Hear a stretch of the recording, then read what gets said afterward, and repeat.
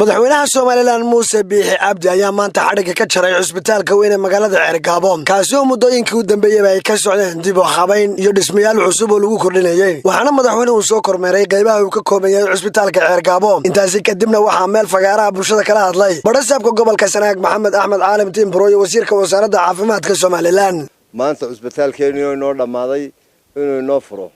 aad bay nagu mahadnaqaynaa cisbitaalku dhamaantii waa la qacan mariyay marka laga reebo meel qura meeshaas markii aan dib u eegnay waxa qandaraaskana ku jirin shirkadda Najax waxaanu ka codsanaynaa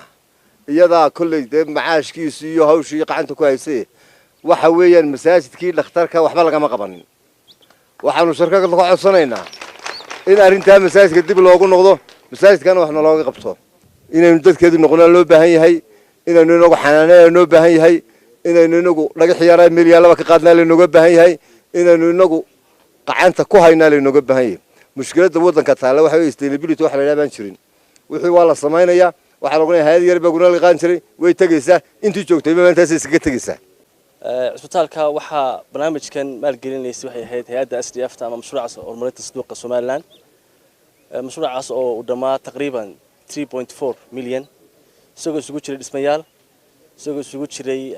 dawooyin qalabayn iyo sidaas ee gunayntii shaqaalaha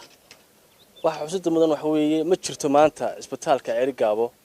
meel aan la taaban oo waxa la oran karaa meeshii aan la taaban waxay noqotay meel markaas la dayactiray hadii ay biiraahdo waxaan leenahay alxamdulillah rabbil caalamiin in ilaahay inuu ku simo iyadoo waxaas oo dhan maanta ay yaalaan degmadii iyo cisbitaalkii guud ee ceerigaabo cisbitaalkii guud ee gobolka Sanaag madaxweyne waxaan ka ballan qaadayaa aniga wasiirkaaga caafimaadka wixii awoodda dawladdu ay karto waxba kala hadhimaayo cisbitaalkan iyo kuwa kaleba waxa kale oo jirta oo muhiim ah in daaraha hadii sidii loo sheegay daar la dhiso oo inaanay muhiim ahayn dhismaheedii uu yahay waxa lagu qabanayo gudaheeda cisbitaalku waa cisbitaal gobol waxa weeye wixii meelaha kale degmooyinka lagu soo taagi waayo ama goobaha caafimaadka kale iyo halka la keeno marka waa inuu adeeg ka sareeyo kuwii hoose waa inuu yeeshaa waxaan isku daynaa hadii Ilaahay nala qabto in caafimaad shaqaalaha caafimaadka in awoodooda shaqo iyo bixinta tayada caafimaad ay bixinayaan inaanu kor u qaadno ugu dambeyntiina waxaa halkaasi ka hadlay madaxweynaha Soomaaliland Muuse Biixi Cabdi oo ka warbixiyay ahmiyadda cisbitaalkan ku fadhiyo Ilaahay waa mahad inoo suurtageliyay cisbitaalkan inuu inoo dhismo waxa mahadnaq iyo bogaadin mudan qof kastoo ka qayb qaatay arin aduun muruq maal cid walba ka qayb qaatayna waa uga mahadnaqaynaa waana ku bogaadinaynaa dhakhaatiirta Soomaaliland iyo gaar ahaan kuwa gobolka Sanaag ee waaya araga ah ee 20 sano Yurub iyo North America iyo Australia ka shaqeynayay ee imika ah ee caruurtoodina ka wada weynaatay ee meelaha ninku cidlum fadhiya marka caynkaas ku dhacdo markay dhowr wixii gaaraanna bashan bay galaan inta aqal dhex fadhiir ahayd